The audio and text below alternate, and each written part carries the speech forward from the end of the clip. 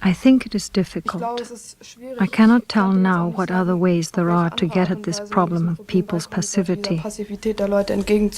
It is difficult anymore, at least with pictures and mass media as used in the old way, because now people are already too passive. The shock is gone, somehow. Schon viel zu passiv. Der Schreck ist vorbei, irgendwo. So the media has contributed to this. Ja, durch ihre Flut, gerade durch ihre Informationsflut. Especially by its flood of information, which I think in some ways was directed to achieve this passivity. Yet in the other way was to defend itself by saying, look, we do show you the problems of the world. Here they are, even while they reach the opposite effect in doing it this way. Haben sie genau das Gegenteil erreicht. Man könnte sich eventuell selber einsetzen und mal hinfahren. You should maybe rather do something yourself about the problem. Was da los ist. Go there, see what happens and maybe try to ease the misery. Ja, ich glaube auch, inzwischen ist nur noch Selbstinitiative irgendwo. Yes. Möglich. I also think that self-initiative is now the only way possible. Anders keine Möglichkeit. And it is necessary. Most of all, it is necessary. The problems cannot be solved by instructing people in the way that the media has done it so far.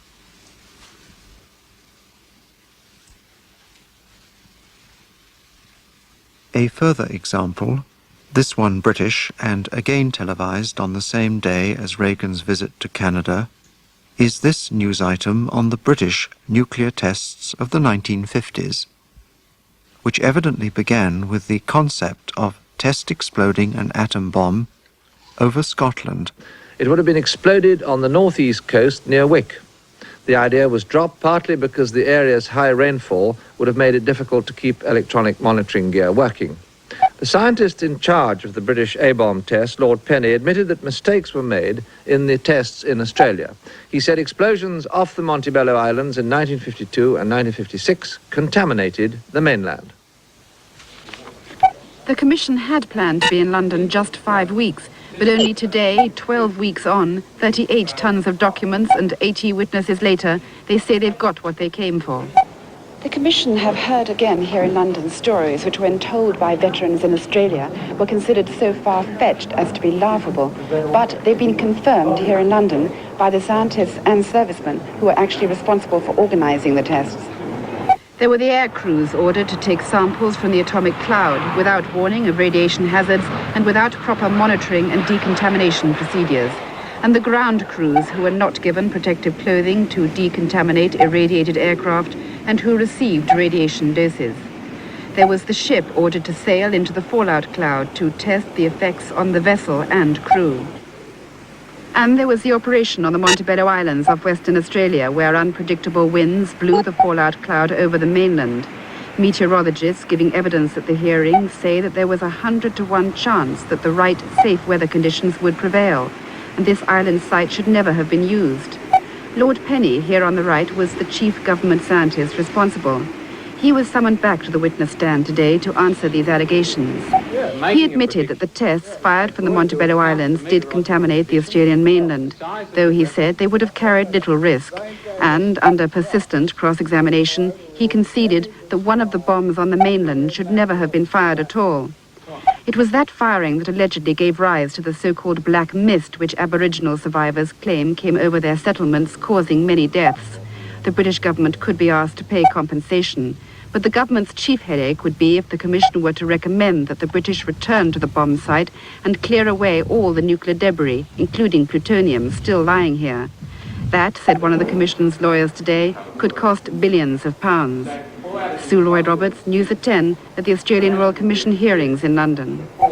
One of America's 3 big television networks, ABC, has been bought tonight by Capital Cities Communications for $3.5 million.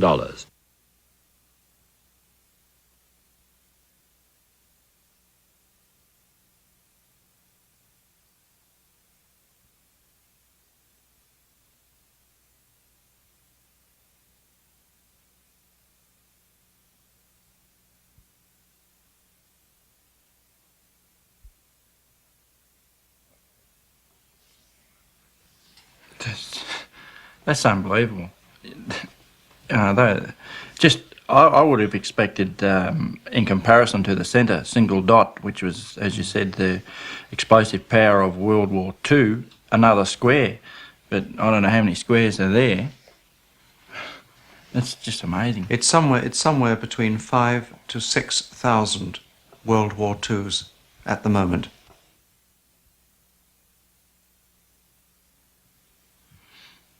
Did you understand that?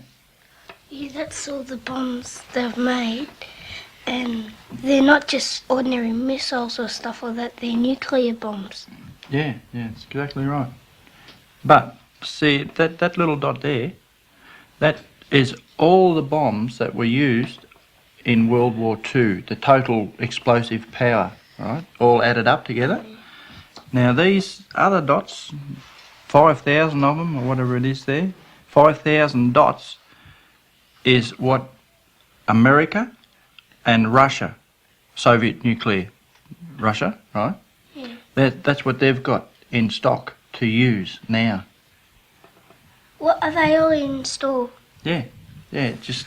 Some of them are in store, Shane, some of them are on ships, some of them are on airplanes, some of them are in tanks, they're all over the place. Oh, jeez.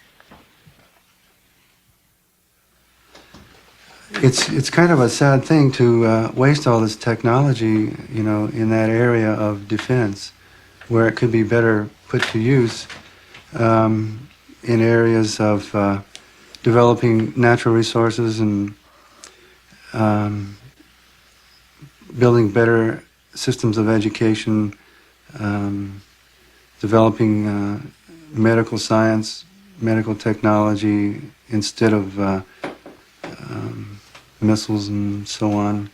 Honeywell has very sophisticated computers that go into outer space, and I'm sure that they could develop technology that could work, you know, wonderful miracles for people, for the good of people, as well as developing technology to eventually, if it ever came to that, to destroying people. I don't understand what this nuclear winter is. I was explained earlier that the nuclear winter... See, these little dots here represent nuclear warheads, right? Now, by using the amount of nuclear warheads that are in one square, right, the amount that's there, that's all it takes if they're exploded to cause what is called a nuclear winter, which is all the debris and pollution and bushfires and dust and all that that go up into the atmosphere. It circles the whole world and blankets out the sun. That's why they call it a nuclear winter.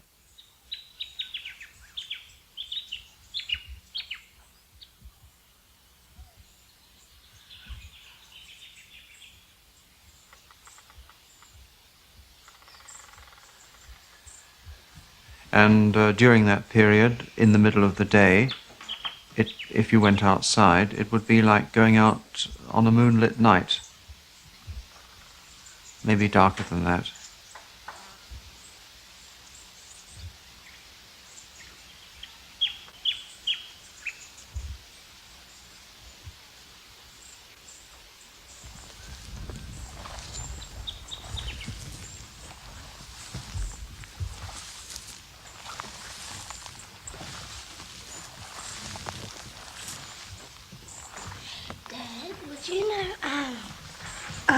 When a nuclear bomb hits, do you know how long it would take to finish?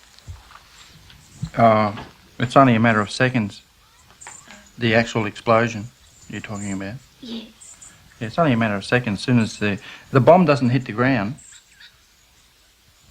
the bomb is programmed to blow up so many thousand feet up in the air. Oh. I don't know how many thousand, but... Do you know, Peter, that the bombs used on Hiroshima and Nagasaki, what was the distance that the explosion was above the ground? I have a figure in my head. I think it was about 500 meters above the surface. See? Something like that. They were both exploded in the air. They both came down on parachutes. How big would that be? About as big as one of those trees out there? Oh, 500 metres. That'd be about from here to the where we used to have our mailbox, end of the road. Oh, yeah. 500 metres, half a kilometre, isn't it? Yeah, that's right, half a kilometre. Half a kilometre. Oh, yeah. So it wouldn't be that far. It'd probably be a little bit further than the length of our driveway. That's how far up in the air that bomb exploded. See, usually, remember we saw on a documentary when they showed the bombs and they dropped them on the ground and exploded them on the ground, and all they did was make that big hole, right? Plus they have the radiation and everything. But with the effect of exploding it up in the air, the damage is a lot more because by dropping in a hole, the ground What you mean? confines it to a one place. Yeah, there's not much in that place, but Can't when spread, they do it, when they do it up in the air, because when it's in a hole at the ground, it can't move the ground away. So when it's up in the air, it can spread more. That's right. from the air. Yeah, that's right. And the flash that burns people, that spreads more, Shane, because more people can see the flash, the higher up it is. Instead of burning people a mile away, it burns people 3 or 4 miles away. Yeah, you get the same effect. If you hold a torch down on the table, you see the light only goes in a short thing. You keep holding it further and further up, the light gets wider and wider, and that's exactly the same effect with the bomb, with the radiation, as well as the fire. And the terrible thing, of course, is that is done deliberately. They deliberately would have exploded those bombs above Hiroshima and Nagasaki in the air, deliberately to burn more people. Yeah. Then what would happen if it was going to drop the bomb and it was stuck there? Would the ship blow up?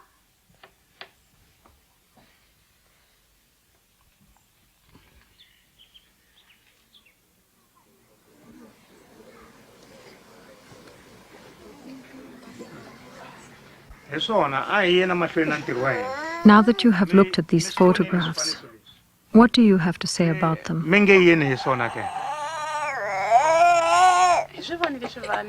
We have seen the photographs.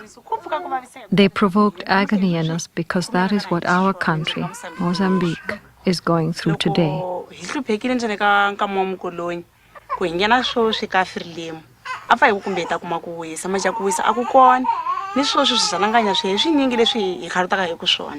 After all the suffering under colonialism, we thought we would find peace when Frelimo took over.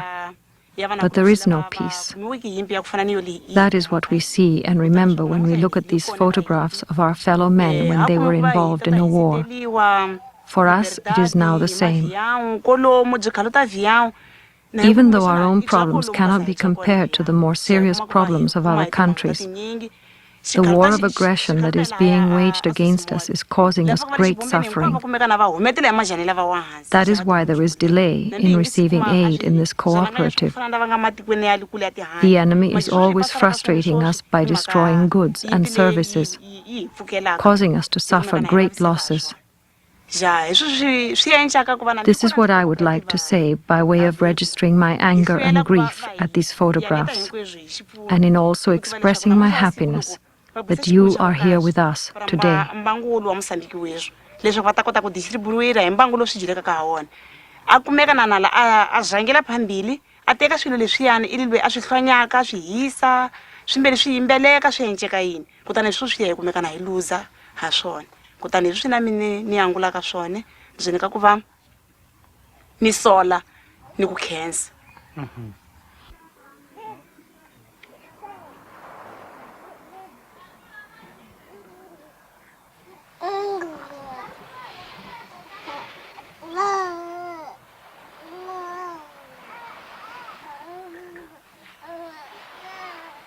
I asked Tricia about responsibility. Where and with whom does it begin?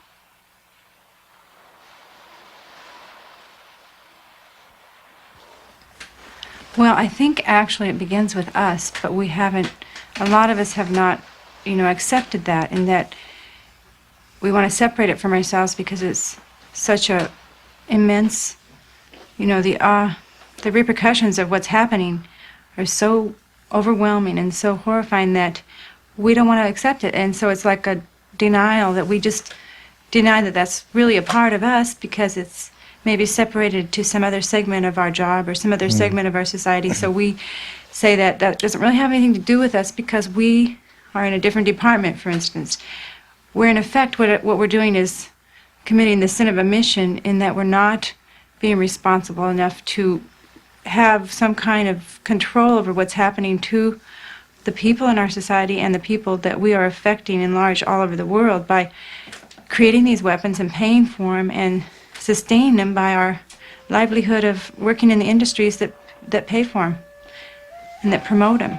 And I really think that a lot of our apathy comes from people like ourselves who are so involved have sort of slid into the jobs or the responsibility socially that seem normal and average to us, but on the fringes are occupied with being involved in the arms race or the computer parts for the arms race or the components thereof, and that we don't,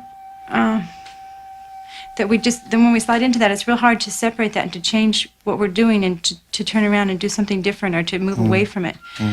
So I think the responsibility begins with us, and I think that until everybody can say, that they are in some way responsible, not that they're totally responsible or that they're even, to what percentage they're responsible, but that they are in some way responsible because they have to answer for that. I think morally that you have to answer for the good of the people on the earth that are really suffering from this. I just think it's got to start with us, and it may end with us if we don't all come to that kind of consciousness, I think.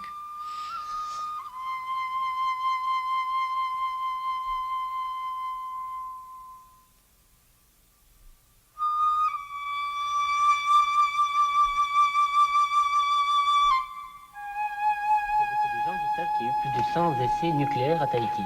Il y avait des gens qui savaient ça. Non, parce qu'on ne les comptabilise pas au fur et à mesure. On ne se prend pas un calepin pour les comptabiliser, peut-être. On en entend quand même plus ou moins parler. Qu'il y en ait eu un quotidien banal. Non, je crois que la vérité ne la saura jamais. Mais je crois que c'est bien plus grave que ça. C'est que je crois qu'effectivement, on nous en parle toujours un petit peu, un petit morceau. De temps en temps. Alors évidemment, c'est vrai, il a raison, ce monsieur. A group of local teachers and political activists on the island of Tahiti. These people are struggling for independence from the French. Alors on est quand même bien obligé de répercuter. Mais c'est toujours des petites choses, ça dure pas trop longtemps, ou alors ça passe à une heure d'écoute pas trop grande non plus. Alors ce qui fait que tout le monde est dédouané parce qu'il y a toujours quelqu'un qui a entendu ce jour-là un truc, qui dit ah mais si, moi j'en ai entendu parler il y a quel jour, bien sûr, mais sur l'ensemble de la population, c'est vrai qu'au fond, on n'a jamais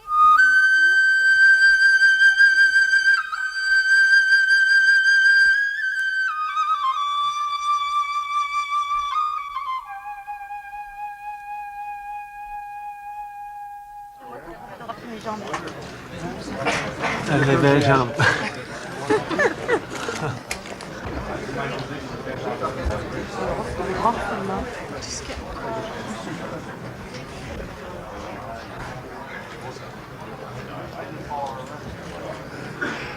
One of the only chances for the media to meet with President Reagan during the entire summit was now, at the joint announcement about acid rain, following the first meeting between Reagan and Prime Minister Mulrooney.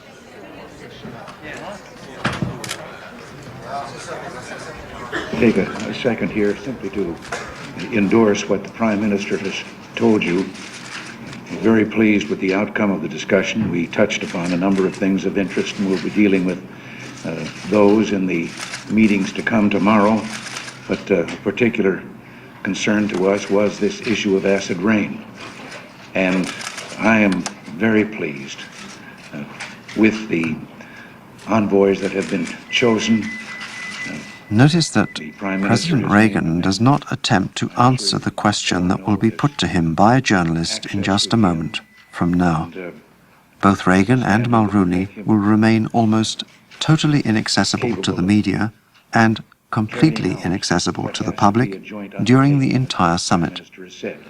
The only occasion in which the media will be allowed near either leader will be during highly artificial and staged events such as this, referred to as photo opportunities. So together, we'll find an answer to this problem.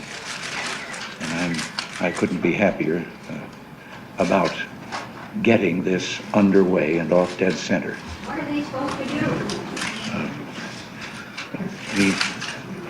We've agreed there'll be no questions, so I can't take your question there, but we shall go forward.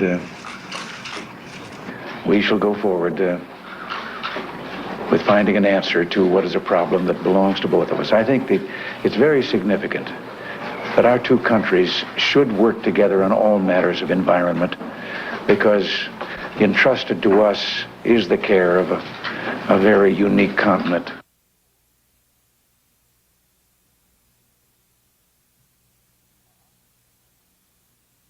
I asked Bill and Elizabeth if they knew that nuclear weapons were still being exploded in the United States, and if so, where? No, I really don't.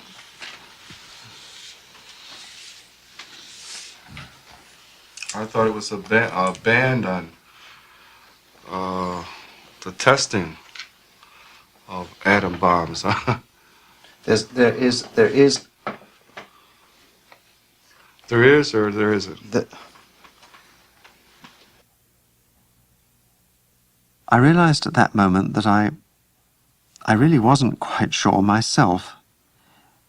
And it has taken a lot of research since then to discover that the United States has exploded, underground at its Nevada Desert Test Site, at least 650 nuclear bombs since 1951, including 14 in the last 12 months.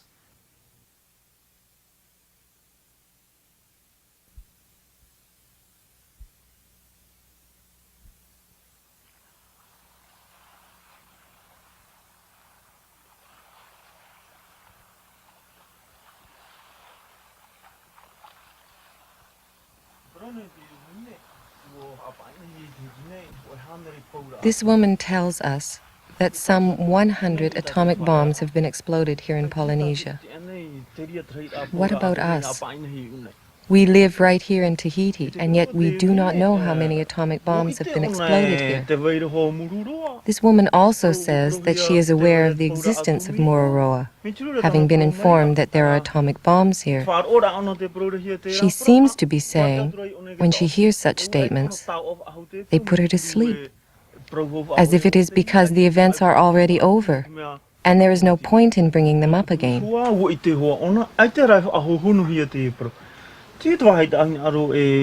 As for these pictures, it is exactly as if they were demonstrating to us the evil that is developed when atomic bombs are exploded, the harm they do to people and to their way of living. We have not yet seen this kind of picture. Why not? This is the question I would like to raise. These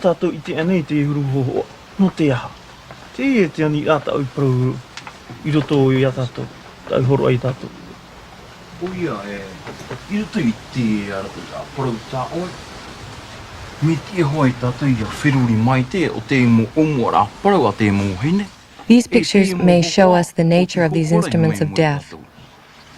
We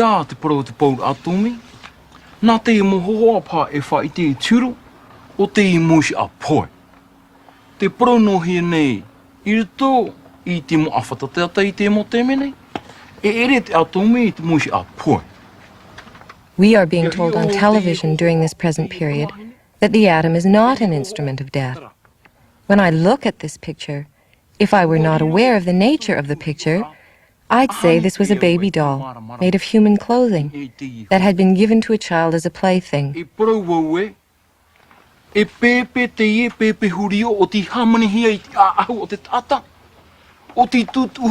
But it is not that at all. This is a young person who died during an American atomic bombardment carried out over Japan.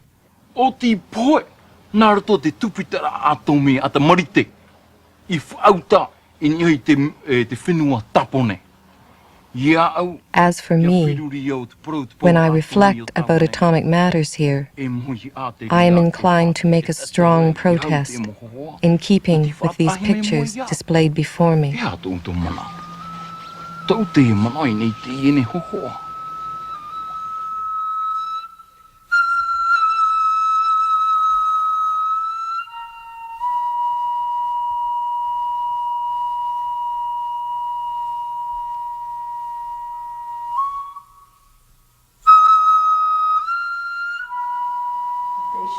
If they show some blacks in there, they're shown in a very derogatory, like in our area here, I've seen most of them that they do show, they'll go pick up a bum that's down and sitting on the stoop, as they say, and they show him with a bottle turned up to his mouth or eating a slice of watermelon. And and there's some people that they really grab on that and go with it, there don't they? it is.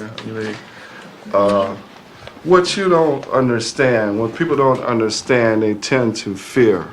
That's it.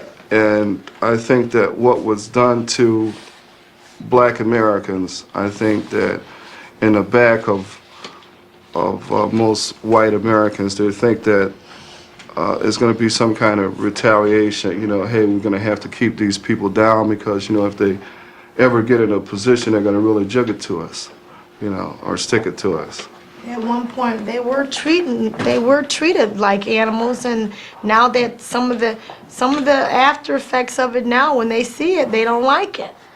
But I used to tell Liz that all the time. We used to talk about how certain blacks act, okay? But if a system treats you like an animal, constantly treats you like an animal, you're gonna, pretty soon that you're gonna perceive yourself as being what they treat you as. That to a certain extent, it comes to a point where that's no excuse for certain blacks to act the way they act. But I can understand why certain blacks act hostile like they act. there's no, and in our day and age, I don't think that they have to continue with this type of hostility or whatever. But I can go back and see why some of them are doing it. But, I thoroughly believe that you have to use the system. You have to really analyze it and observe it and equip yourself and deal accordingly. Okay? Then, when you're denied, the system is going to be in store for some serious problems. I think the next few years, I think that America is going to have to make some serious decisions. I think they're going to have to open the doors. I know they're going to have to open the doors.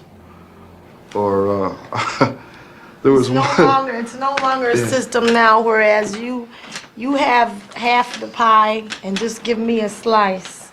Not when everyone is putting in. It doesn't go like that. Or you eat steak and we eat organ foods, is it, Liz? Yeah, well, that's I like steak too. Organ foods. Like that, and it's sad because like a lot of people that I work with, white people that I work with, they still don't view blacks as human beings. It's sad. Looking at these pictures of the Pacific, do you ever talk at school, do the teachers ever talk about the people of the Pacific? About the Polynesians or the Micronesians, the Melanesians? Do they ever talk about the people from the Pacific to you? No. Not in geography lessons or anything? No, not do I. Susan, what people of other countries have you discussed? Have you talked about at school? Mostly France. Not very many. Not. I haven't talked about a lot of people. About people from foreign countries a lot. Have you talked about people in the Soviet Union very much? No. Have you ever talked about North American Indians? No. Have you ever talked about the black community in the United States?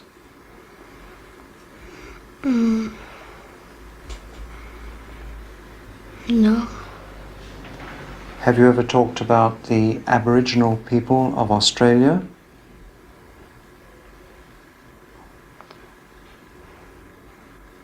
Not that I can remember. Have you talked about Australia at all at school?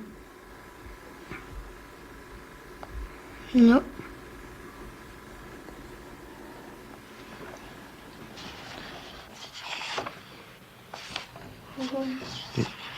Terry, do you know what these things are? Do you know what that is?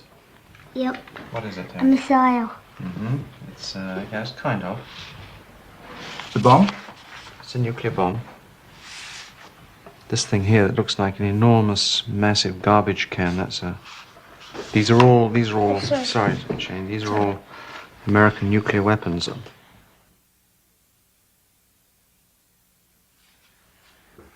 Have you ever seen these photographs before? No. Have never seen photographs of a nuclear weapon? I might have seen one. I think I might have seen one in a book like that one. Yeah, I think I might have seen one like that. It's amazing. So that, ignorant of all these things. it's amazing that when you're looking at these bombs and that, they all take money. There must be millions and millions of dollars, as well as not only in the damage that they can cause, but our taxes are paying to build these things. I don't see why they have to have so many, or why they have to have any at all. But the other side of it, the financial side of it, look at the amount of money that must be put away in that. When there's people over in Africa that are starving because they can't afford to feed them, and they got to push like mad for collections, right? And look at the amount of money that's in these. It's about, the world is now spending on the total arms race. It's about $1.3 million every minute. Every minute? Every minute. Part of this vast amount of money is being spent by the Soviet Union to maintain between 105 to 120,000 troops inside Afghanistan, and to cover the cost of building or upkeeping its bases there, including the airfields at Jalabad, Kandahar, Shindand, Bagram, and Askar.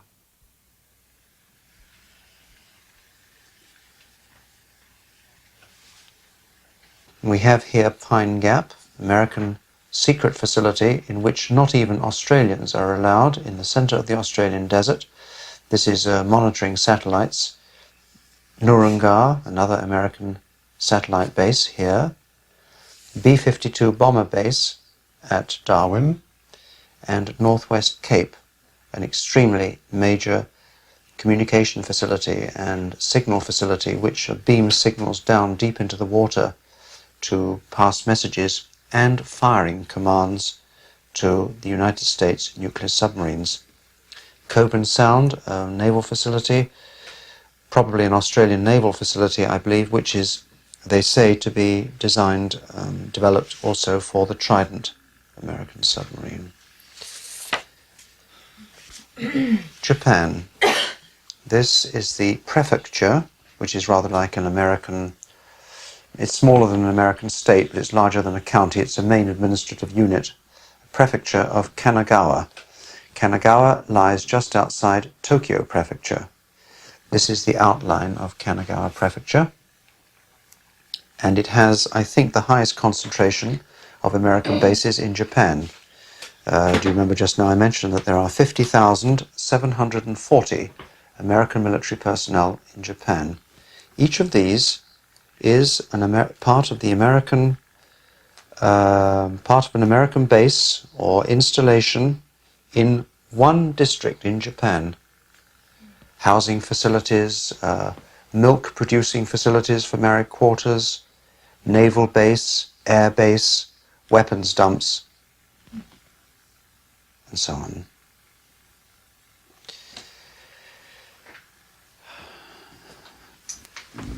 Did you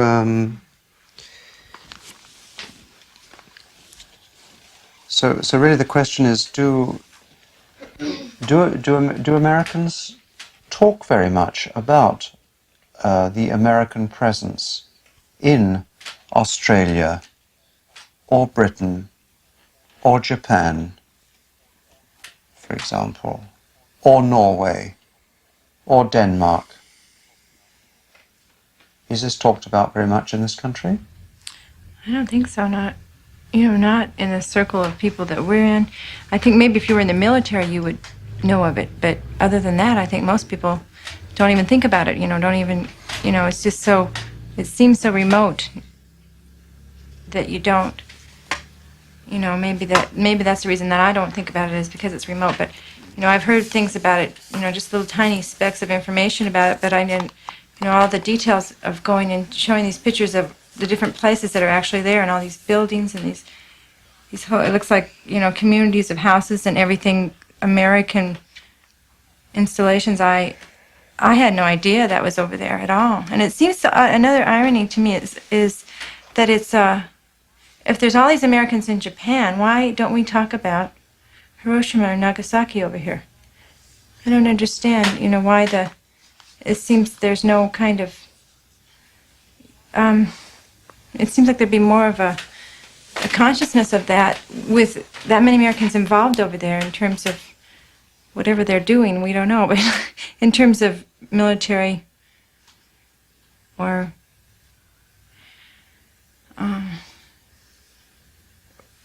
what is it? The word I'm trying to think of, I can't. In terms of our resources, all of our people over there, in terms of military involvement, in terms of, I guess, military duty on the part of the people that are over there, it seems like when they come back, or the people that are left behind, their families would know that there's something going on, that they would talk about it, that we'd be more aware of it, what's going on. I'm really surprised. Tara, had you did you know that American forces, did you know that they were in Britain or Japan? Did you know that, for example? No, I didn't. Do they, in your school, do they ever talk about the American presence abroad, outside America? No, not really. I don't think they talk about it that much. They talk about, like, people going over there, but not armies and stuff like that. No. They don't really talk about why the American troops are abroad or what they're doing there? They don't discuss that at all? No. Do they discuss Russia in that sense? I mean, when we talked earlier, you said that they didn't talk very much in school about Russia as a military threat. So they never talk about Russia either to you, really, in that sense. Ellen, you seem very surprised when I was showing the maps about the American presence in England, for example. Is that something you hadn't heard of before? In England? No, I didn't know that there were a lot of bases there. I knew we cooperated with that country, but I didn't know we had all those military bases there. And nuclear installations and stuff. I just knew we were in it with them, but how far it went and how many people we had there, I didn't know that at all. So I was surprised.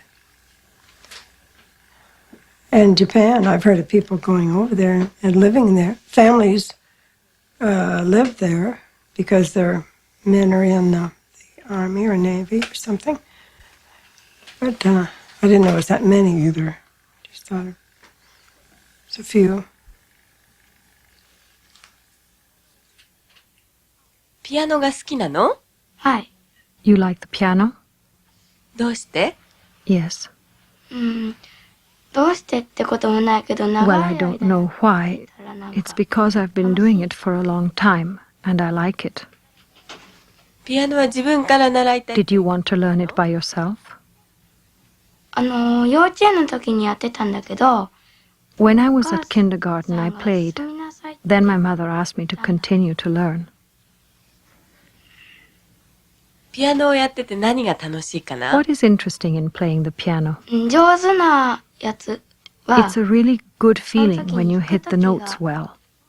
なんかうまく弾けるから楽しい気がしていい。ピアノを弾くだけじゃなくてね。I heard you also composed some music. だけど。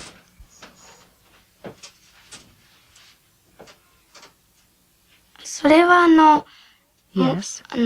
As homework during the summer vacations. 夏休みとかの間に宿題が出るからそれでやってるんです。で、ピアノ以外には Besides the piano, what do you like? 遊ぶことです。I like to play 友達と？はい。 with my friends. どんなことした？ Do you discuss with them also? ドッジボールとか Well, ゲームとか。 I don't know. お友達とでもおしゃ You べりも don't talk about many things with your friends? どんなこと？ Yes. At home, you talk a lot with your parents? あんまり。 Well, at supper, yes. About what happened at school. あんまりいろんなことはお話ししないで。はい。と、お家ではお父さん And お about 母 other さんと things? かよくお話しする？食事の時とか時々 Not very much. 学校であったこととか。学校であったこと以外には。 You don't discuss much with your parents? Why is that? あんまり話。あんまり話さないの？はい。 Are you shy? なんで照れくさいから？あんまりそういう No. なんか話 It's すこと because な I い。 have nothing to discuss with them. でも、Don't your お父 parents さんやお want 母 to さん talk は with you? きっとよりこちゃんといっぱい話したいと思うんだけど、よりこちゃんは何も話すことがないの？よりこちゃんはこう将来は何 In に the な future, りたいかな？ what would you like to do? 私はピアニストになりたい。 To become a pianist? ピアニス To ト？ be a どん composer? なピアニストになりたい？ To go to many countries? が作曲と To かも play し in て、 all those countries? それでいろんな国とかに行って演奏したりしたい。